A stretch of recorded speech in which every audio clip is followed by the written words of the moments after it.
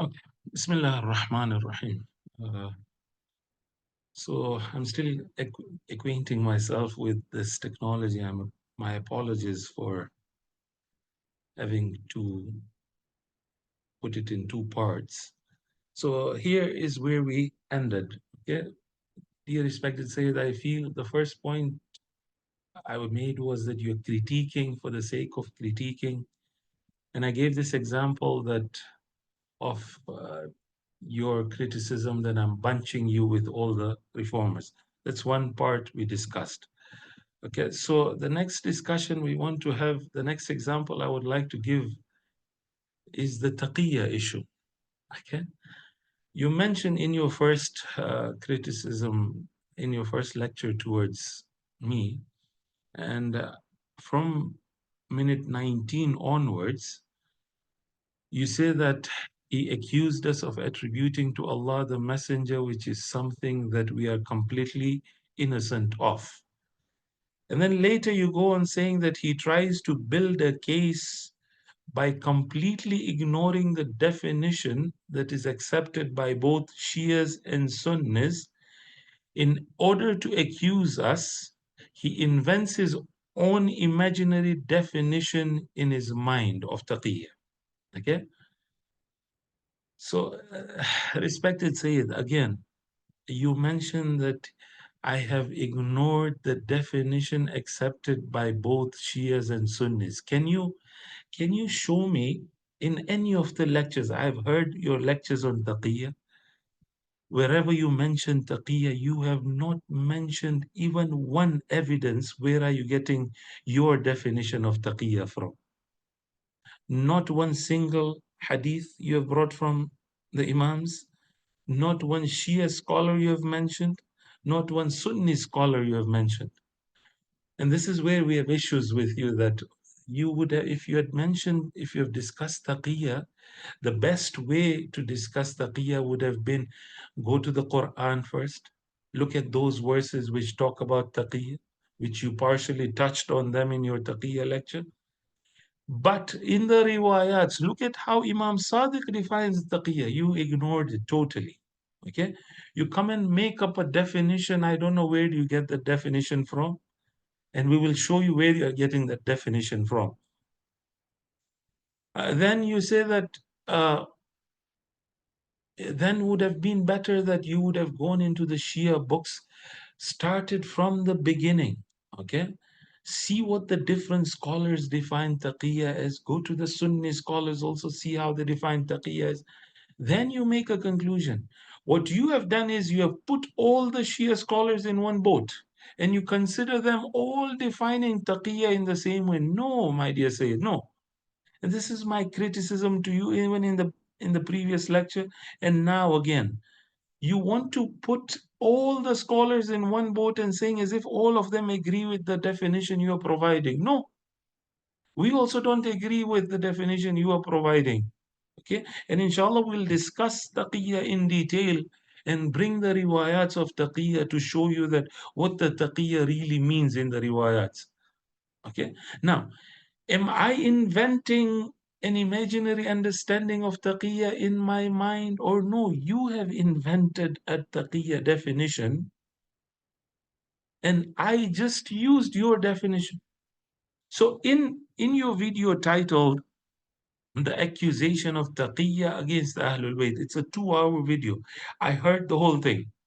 Okay. What you have done is that I counted, you have used the word fear 58 times, 58 times. And you have used the word scared 10 times. And I've not counted yet how many times you've used the word afraid yet still. Okay. So almost 70 times you're portraying to your audience that the Imam scared, not scared, scared, not scared, fear. This whole terminology, you have brought it up. So let me give you a few examples. See what you have defined as, okay? This is from the same video. So minute 1 only you start by saying, the claim was often made that the Imams of Ahlul Bayt lied to people and deceived them, concealed from them the matters of Aqidah, because they were afraid of them. And please keep in mind this afraid of them. I'll come to your document which you have shared on Taraweeh. You say the similar thing for the Sahaba, similar thing. Now, I don't know. You are the one who is bringing up these definitions. I'm not the one who is saying it. The Imam was scared of them. Scared of who? His few companions. Oh, the Prophet was also scared of the Sahaba not doing justice. We will see that. Okay. Minute 11 onwards, you say that if my prophets, if my agents, my representatives start lying and misguiding the people because of the fear of consequences of speaking the truth. See this. Because of their fear of consequences of speaking the truth, then the deen is finished. Can you see this? Consequences of speaking the truth. So my question again will come later, that why did the Prophet not tell the Sahaba to pray Taraweeh? Was he fearing the consequences? The same word you are using. Okay, if he was fearing the consequences, okay, what is the difference between the Prophet and the Imams then? And then you go minute 54 onwards, you have quoted this hadith, you quoted, it seems to be one of your favorite hadith. You quoted several times. In all your videos, I've seen you quoting this hadith. The discussion between Mu'min al-Taq, whom you call Shaitan al-Taq, with Zayd bin Ali. And inshallah, I will come and discuss Zayd bin Ali in detail in later future videos, inshallah. So in that you quote Mu'min al-Taq, you say that Mu'min al-Taq told Zayd bin Ali that he feared Allah that you would not accept it.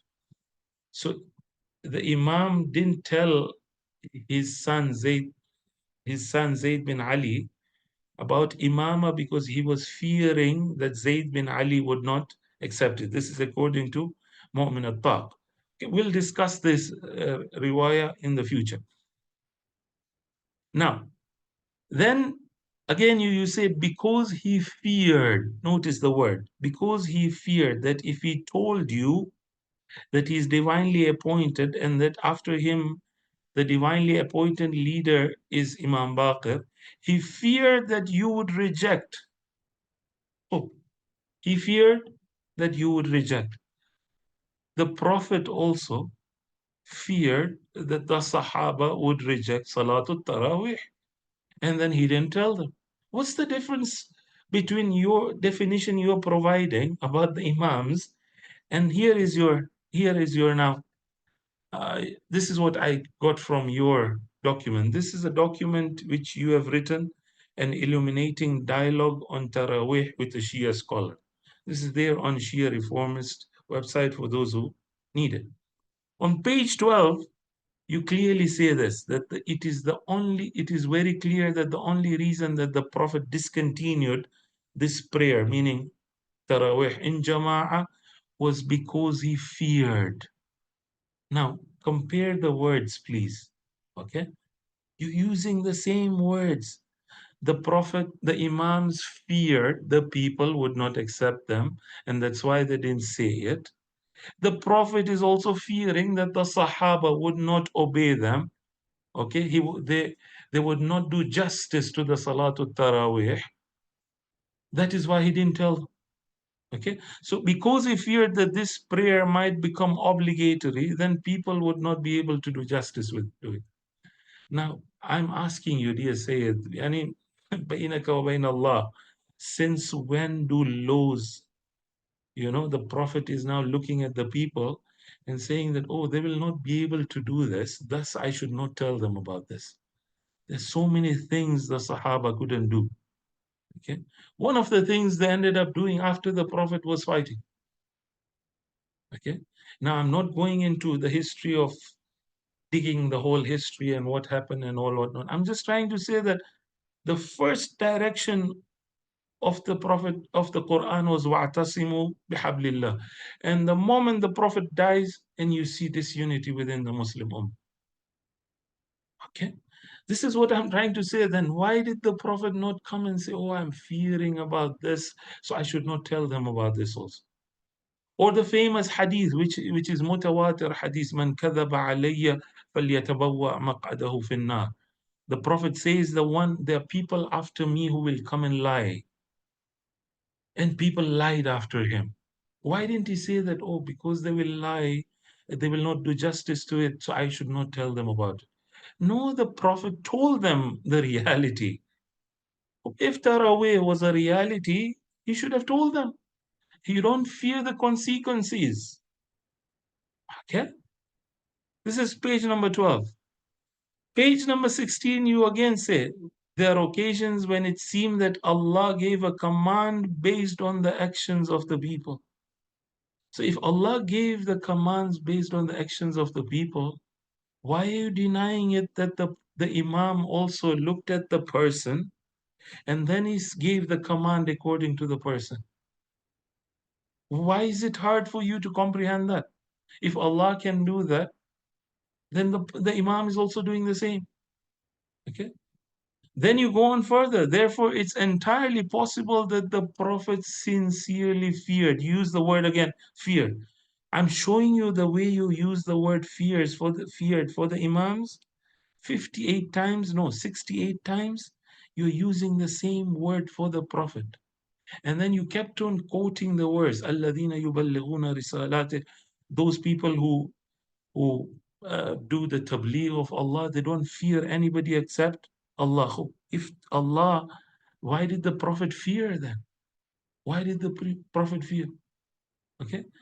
And very strangely, you go further now. On page 15, you say that as a result of this, now this is the verse of Najwa in Surah Mujadila. You say that when the verse of Najwa was revealed, the Sahaba stopped going to the Prophet. Why did Allah give the command if He knew that they will not follow it?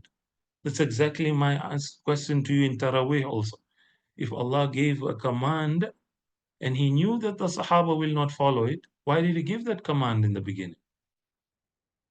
So the companions almost stopped visiting the Prophet since they found it hard to give charity every time. And you see the Sahabas not performing their duty. Okay? And what you say that only Imam Ali alayhi salam used to, and we agree on this also, that only Imam Ali alayhi salam used to go to the Prophet. He used to give sadaqah and used to go to the Prophet. So Allah removed this obligation. So the Prophet also would have done the same. He would have put it, he would have obligated the Taraweeh, and then when people don't do it, then he would have abrogated the rule. Not the way you are presenting. So what's the difference now between the fear which the Prophet had and the Imams had? The Imams also feared that the people would not accept what they would say. The Prophet had the fear that his companions would not accept what he had said. Thus, it's the same. Okay? Now you're critiquing for the sake of critiquing. This is point number 2. Now, this is for those. This is for those who are interested in reading about taqiyya. Inshallah, we will come and discuss this in more detail further. There's an article called Reliance on Taqiyya in Fiqh from Tusi till Ardabili. Okay? And the author of this article shows that the whole taqiyya concept, where did it start from? Did it start all the way from the Imams? Or no, did it start from Sheikh Tusi onwards? Okay, so Sayyid Murtada and Sheikh Mufid also rejected this. And this is what we are requesting you, dear Sayyid, that uh, come and tell the public that not all scholars of Shias believe in the same way you are defining taqiyya. Okay, we will come and discuss this later. Uh, so this was, inshallah, we'll come and discuss this later. Point number 3, I would like to again mention. One of the things again you critique for the sake of critiquing is that, oh, we accuse you that you don't have clarity in your methodology, and still we are saying you have not clarified your methodology. So in your video, response to Sheikh Ali Karmali preliminary remarks. This was just a recent video.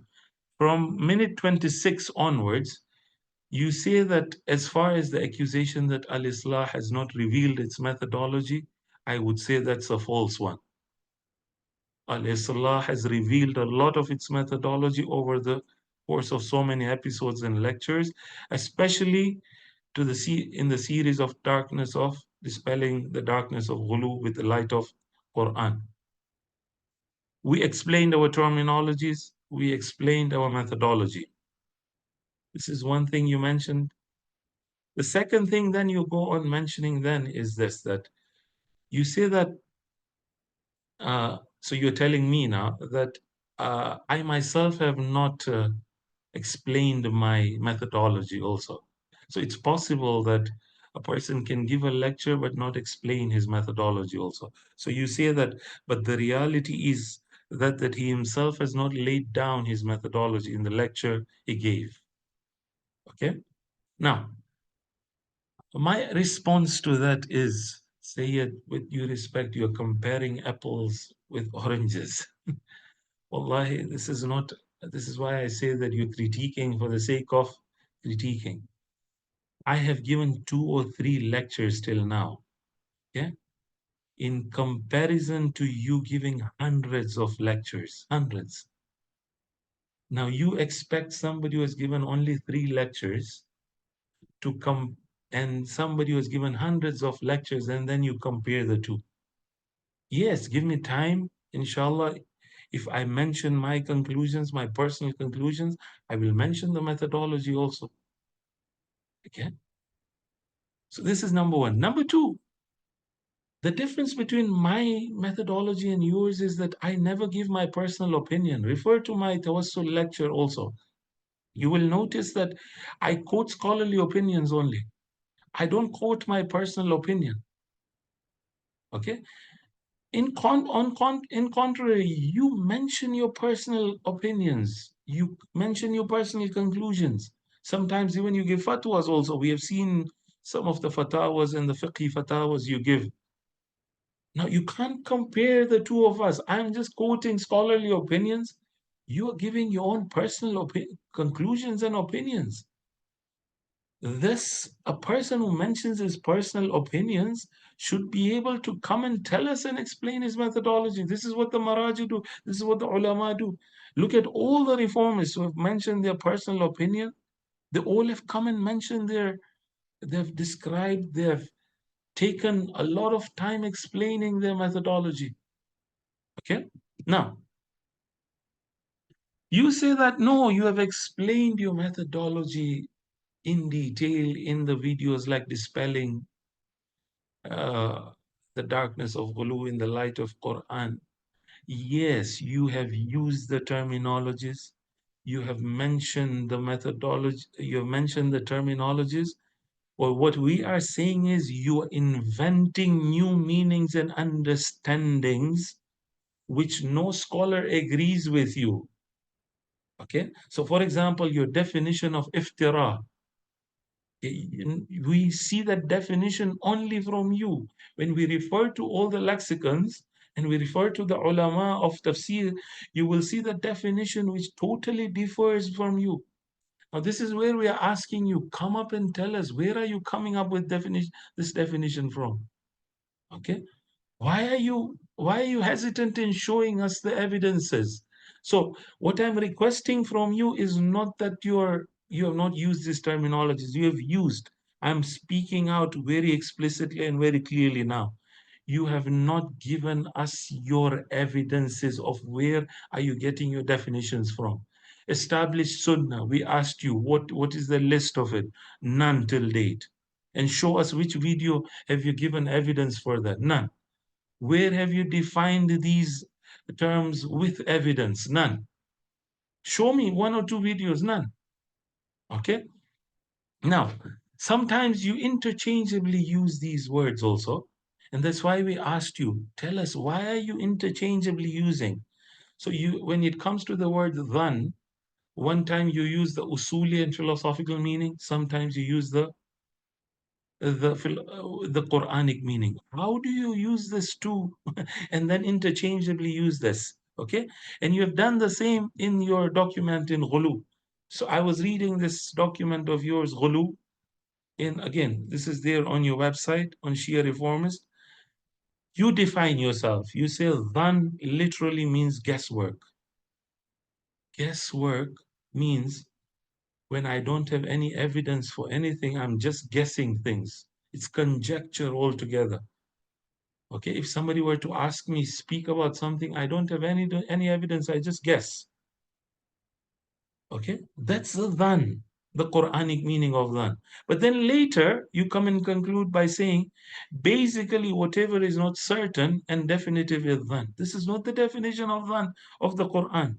This is the definition of usulis and the philosophers, as I showed you, as Ayatollah Sistani pointed out too in the previous discussion. But you don't tell us, where is this definition coming from? Okay? And Ayatollah Sistani made it very clear, even scholars are making mistakes here. They're interchangeably using the definition of Quran and usul and philosophy together. So come and tell us, where are you coming up? So I'm not saying that you have not told us about your terminologies. So for example, you say that Bay'atul Ghadir also realized that we said Qat'iyyu Sudur and Qat'iyyu Dalala. Have you not used it? Yes, you have used it. But come and tell us, we requested you. You have not told us which verse is a Qat'iyyu Dalala, which verse is a Dhanniyyu Dalala. Tell us. Which verses are certain in meaning and which verses have double, triple meanings? Now, come and tell us the way you deal with hadith, that a qat'i hadith you accept it, a dhanni hadith you throw it away. So come and tell us now that do you throw away the dhanni dalala verses also or no? You don't. Okay, but you don't clarify this. This is where we come and say you're picking and choosing where you want. The verses you want to say dhanniyud dalala, you accept it and act upon it. But the hadith which you don't like them, which don't agree with your worldview, you throw them away. This is what the issue we have with you. Okay? So for example, this was in your latest video. One of the people in the comment section asked you, dear Sayyid, can you please explain how do you interpret Hadith al-Thaqalain? Look at your answer. This answer, none of the scholars before you have given this answer. This is you're inventing this answer. Okay, this is why we are asking for evidence from you. You say that our scholarship sees it as prophetic recommendation in favor of Ahlul Bayt. Recommendation? Recommendation means what? If you act upon it, okay. If you don't act upon it, it's fine. So if people respect, I'm using the word respect, not even obey them and follow them. If people respect Ahlul Bayt, okay. If they don't respect them, it's okay. So a Nasibi is also a fine, it's fine then. It's okay to be a Nasibi then. Because it's a recommendation from the Prophet. You act upon it, it's okay. If you don't act upon it, it's okay also. Okay? And this is where we have problem with this issue, this methodology. You're coming up with words which we have never heard of them. Show us which scholars do call Hadith Thaqalain as a recommendation. Come show us. Okay? I don't know if there are any scholars who are known scholars who have used this understanding you have used. Okay? And then our question we had asked you long ago, we are asking you again, that what's the criteria of differentiating between a hadith which is a recommendation and a hadith which is a command of the Prophet? What's the criteria? How do I know that a hadith is a recommendation, and how do I know a hadith is is a command from the Prophet? How do I know that? Okay. Clarify for us. Tell us this methodology. How do you make it up? Or it's just personally, I like Hadith al-Ghadir, I don't like it, so I say prophetic recommendation. But no, Taraweeh, I say no, because that's a prophetic command. Where do you come up with this? Where's the criteria? Okay, show us the criteria. And then again, you go on repeating the same thing which we discussed in the previous discussion. You say there are different versions of it, though we discussed it. Naql bil ma'na, paraphrasing in riwayats, is a common theme. Go refer to the previous video we made. Okay, but you repeat it again. The same thing. That's the problem. You don't go refer to scholarly works. You don't tell us that the scholars talk what about naql bil ma'na and paraphrasing, and then you come and repeat it again. Oh, because there are different versions of it, so we have problems with it. Who says so? Are you then having one single method with all the hadith? Then there's so many ahadith which are naql bil ma'na. Do you reject all of them? They have different variants in them. Do you reject all of them? Tell us. Then 95% of the hadith, you'll have to throw them away. Okay? And finally, confirmation bias in methodology. This is something one of the people in your comment section also wrote it, that you go look for a blue mango and then you will prove somehow with any hook and crook that this mango is a blue mango. And it's a reality. Though you denied it, you made a whole lecture about it. But again, you don't tell us that why do you choose Zurara? One day accept him, one day you reject him. One day you accept Abu Basir as a learned companion of the Imam, one day you call him sectarian student.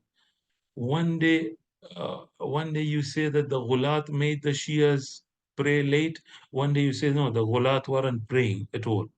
Okay, these contradictions. Now, what is the problem? It's because when Zurara and Abu Basir quote riwayats related to Imama, you have issues. And you start putting the ghulu, you use the ghulu card now. Okay, where they don't quote Imama related, you call them authentic, you call them learned companions of the Imams. Khutbah Shaqshaqiyya, Ayatollah Asif Mohsini, we showed you, considers it authentic. You in several places you have denied that khutbah. Why? On the sanad basis. This is what we are asking you. This is a confirmation bias which you are displaying it day in, day out. Okay. Now we show you further. So the famous hadith you keep on quoting a lot. Now, unfortunately, you take a part of the hadith, reject a part of hadith. The hadith where you quote the conversation between Mu'min al-Taq and Zayd bin Ali, that Zayd bin Ali rejected, and we will discuss about Zayd bin Ali, as I said, later, even in the future. Inshallah, you come and say that that hadith, the first portion, yes, you quote it very nicely. The second portion is where now Imam tells Zayd bin Ali about the future. Now, this is where ilmul ghaib comes in. Now, you want to call it ilmul ghaib, you want to call it ilmul ladunni, you want to call it ilmul ma'rifah, you want to call it whatever. We don't have issues with the name. Okay? All what we are saying is that the Imams are exposing a knowledge which is hidden from the others. Okay? Even Zayd bin Ali himself didn't know about that hidden knowledge until Imam told him. Okay? So Imams are telling us about hidden knowledge, you call it ghulu. In the same hadith, in the same hadith. Okay? This is the surprising part now. Okay, so see the hadith. And you quote it. So in your video, the accusation of taqiyya against the Ahlul Bayt, you quoted from minute 102 onwards. He says that your companion in Medina, that means Imam Baqir alayhi salam, that I will be killed. Zayd is saying this. Okay? And this is the riwayah which Ayatollah Asif Mohsini also quotes it. He says that لَقَدْ خَوَّفَنِي صَاحِبُكَ بِالْمَدِينَةِ أَنِّي أُقْتَلْ وَأُصَلَّبْ بِالْكَنَّاسَ or بِالْكَنَاسَ. Okay? Zayd is quoting this, that Imam Baqir told me that I will be killed. No, no, no. I will be crucified. No. And he even mentions the place where I will be crucified in Kufa. Okay? My question to you is this not hidden knowledge? Zayd himself even didn't know. Now you come and tell me, no, no, it's not hidden now. It's apparent knowledge now because Imam have said it. It's already apparent knowledge. No, if I come and tell you about the future just now, will you accept it from me? If I come and tell you, dear respected Syed, in a week's time you will become a millionaire. No, you will become a billionaire. Will you accept it from me? You will not accept it from me until it will become. When you become a billionaire, then you say, oh, Ali was saying the truth. But if you see that you're not becoming a billionaire, then now you come and say Ali was lying. But Zayd is saying with so much conviction, before he's been killed, he's saying that Imam Baqir told me already that I will be killed. No, I'll be crucified in a place in Kufa. How? This is not one hadith. Huh? This is plenty of hadith. Then he goes on say, وَإِنَّ عِنْدَهُ لَصَحِيفَةً فِيهَا قَتْلِي وَصَلْبِي. Okay? He goes on saying that Imam Baqir alayhi salam has a document, a book, whatever you want to call it, in which it's written that I will be killed and I'll be crucified. So my question now, dear Sayyid, why was this book shared with Imam Baqir and not Imam Zayd? My question. Why was this book shared with Imam Baqir only? Why did this hidden knowledge stay with Imam Baqir in the form of a book or whatever you want to call it? Okay? That book stayed with Imam Baqir and not Zayd bin Ali. Zayd bin Ali didn't know about it, but Imam Baqir knew about it. Why? Why did the book belong to Imam Baqir and not Zayd bin Ali? These are the qara'in, these are the indicators which shows you why we believe in imama. Okay, we'll come and discuss imama in detail. I'm just touching on that. But you come and discuss and dismiss all these riwayats and you call it ghulu. So in your document on ghulu on page 46, you say that those those who claim supernatural knowledge for the imams to raise their status, in reality, out of their ignorance, insult the imams and degrade their status. Now, is Zayd bin Ali degrading the status of Imam Baqir? Please tell us. He's also telling us that the imam knows something hidden. And as I mentioned, hidden knowledge about the future only will a person knows about the truth of it when it happens. Okay? If I come and claim the future, nobody will accept it from me. People will think I'm crazy and I'm mental. Okay? But people like Imam Baqir, when they claimed it, people like Zayd accepted it. Now, are they insulting the Imams? Are they degrading the Imams? Therefore, we should reject it. We should reject and condemn those who narrated fabricated incidents. So this Zayd bin Ali is a fabricated incident? Tell us then, is it a fabricated incident? This hadith goes into garbage then? This is what we want to ask you then. Have one standard. Okay? You accept a part of hadith and then the next part of hadith as if it never happened. This is one. And the final example I would like to give. You keep on repeating, you keep on repeating.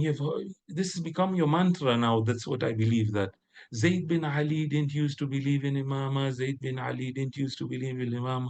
Why are you not telling the public the full truth? Why are you not telling the full truth to the public? Okay, this is Ayatollah Asif Mohsini in his Mu'jam Ahadith al-Mu'tabara, volume 2, page 238. He's authenticated this hadith. In this hadith, Zayd bin Ali believes in 4 Imams. He believes in 4 Imams. Do you believe in 4 Imams at least? Tell us. Now, you're not telling us, you're not mentioning, though, this is where the confirmation bias comes in. The blue mangoes are very visible. Okay, because you have already made up your mind there's no imam. Okay, and the verse you quote also, we will come and discuss that verse. There's no single explicit verse in the Quran which talks against imama. No single explicit verse. Otherwise, the Sunnis would not consider the Sahaba as authority also. Okay, they've given religious authority to the Sahaba. Look at Allama Suyuti, for example. This is an example only. You will see that they have given authority to the Sahaba. If they would have understood that the verse you are quoting of Surah Nisa 165, the way you have understood it, they would have not even given authority to the Sahaba. Okay? So we are not saying Imams are messengers. We are not saying Imams are bringing religions. We are saying Imams are explainers of religion. Show us one verse in the Quran which says that Imams can, after the Prophet, they are no explainers of religion. Show us that. Show us one verse. Okay, so you don't tell the public that, oh, Zayd bin Ali used to believe at least in 4 Imams. This is a riwayah. Okay, the Rawi says that I came in the presence of Abu Sabbah. I told him Zayd is saying something so and so about you. So Abu Sabbah says, I went in the presence of Zayd bin Ali and I told him, Ya Abul Hasan, balagani annaka qult al-a'imma arba'a. Imams are four. This is an authentic riwayah, which unfortunately you don't quote it. This is the problem. So if at least Zayd bin Ali accepted the authority of 4 Imams, you also come at least forward, accept the authority of 4 Imams. Then we'll go forward then. Salatatu madaw. 3 have passed away. Warrabih wal qa'im. The fourth is the qa'im, and the one will rise up. So qala Zayd. Please see this. Qala Zayd hakadha qultu. That's what I say. The Imams are 4. Do you tell the public about this? Then later the Rawi says, I went in the presence of 6th Imam alayhi salam, and Imam gives him the reasoning that why Zayd is wrong. The reasoning Zayd gave that the fourth is the Qa'im. Imam, the Qa'im means somebody, an Imam who stands up with the sword. So Imam dispels this idea as an absurd idea. He says, if two people from the Ahlul Bayt were to fight against each other, if this was the condition of Imama, then if two people from Ahlul Bayt fight against each other, who becomes the Qa'im? Who becomes the right and who becomes the wrong? And that is why the Imam says, Wallahi ma kama huwa qal. This is, Zayd is not saying the truth. Now we'll come and discuss Zayd later, as I said. Okay? There's a lot of contradictory evidence about Zayd. Okay, then Imam goes on again saying, Wala in kharaja la yaqtulanna. If he does a revolution, he will for sure die. Again, Imam displaying the hidden knowledge which he had. Okay? So today I just showed you that some of the critiques you are doing for the sake of critiquing, I wish again you should be able to give us all the evidences together, go into the contradictories which we pointed out, show us where is the evidence. Now come up with evidences from the books of the definitions you are coming up. Show us the list of this established sunnah. Show us the list of qat'iyyud dalala verses. Show us these. Who has believed in that? Who has not believed in that? Okay. So in conclusion, again, I would like to again say that I became frank and I'm frank. I'm hoping that this frankness will not be taken as something which is the disrespect, but rather we want to have a frank dialogue. Please, I'm asking and requesting again that come up with the real discussions. Let's not go into these nitty gritty discussions. Assalamu alaikum wa rahmatullah.